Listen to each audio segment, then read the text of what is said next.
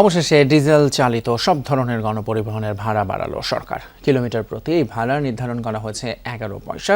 ফলে এখন থেকে ঢাকা এবং চট্টগ্রাম মহানগরে প্রতি কিলোমিটারে ভাড়া গুনতে হবে 2 টাকা 53 পয়সা করে।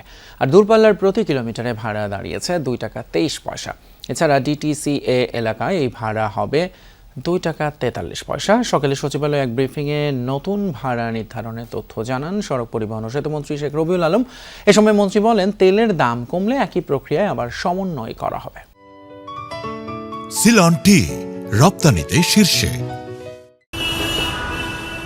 তেলের দাম বৃদ্ধির পর বাড়বে পরিবহনের ভাড়া, যা ছিল অনুমিতই।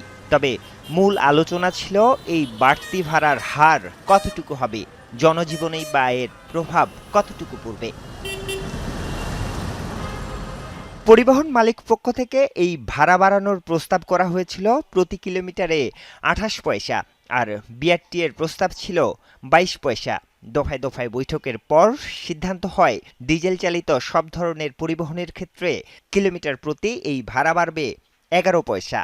জনস্বার্থ বিবেচনায় নিয়ে এই সিদ্ধান্ত নেওয়া হয়েছে জানান সড়ক পরিবহন ও সেতুমন্ত্রী। তাদের মেইনটেন্স কস্ট বেড়েছে, ইত্যাদি বেড়েছিল, আমরা সেটা আমলে নিইনি প্রথম।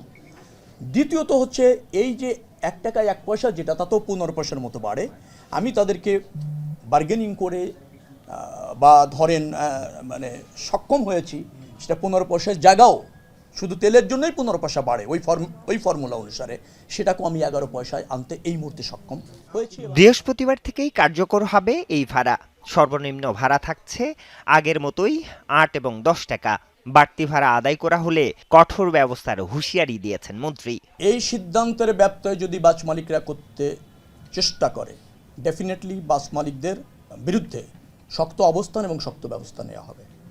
বিআরটিএ নির্ধারণ করা এবং আমরা আলোচনা করে যে সিদ্ধান্তে উপনীত হয়েছি, বাস মালিকরা অঙ্গীকার করেছে তারা এই সিদ্ধান্ত যে কোনো মূল্যে মানবে এবং অনুসরণ করবে। ডিজেল চালিত পরিবহনের ভাড়া বাড়লেও সিএনজি চালিত ভাড়া থাকবে আগের মতোই।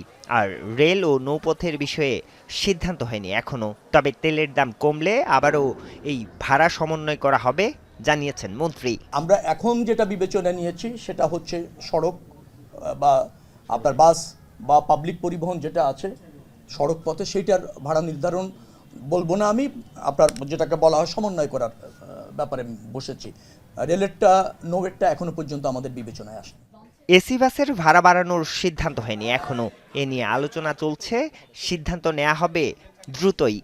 এসি বাসের ভাড়ার ব্যাপারে আমরা আলোচনা চলছে, এটা দ্রুততম সময়ের মধ্যে নির্ধারণ করা হবে।